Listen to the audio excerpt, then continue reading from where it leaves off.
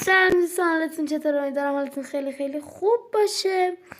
دوستان امروز اومدیم داشتم میگفتم امروز اومدیم بین غلام های عزیز خب و محمد علی وار بندازیم که ببینیم 10 تا غلام قوی ترن یا یه دونه محمد علی. 3 2 1 برو بریم آقا. ببخشید برو بریم. بسم الله آقا، بسم الله.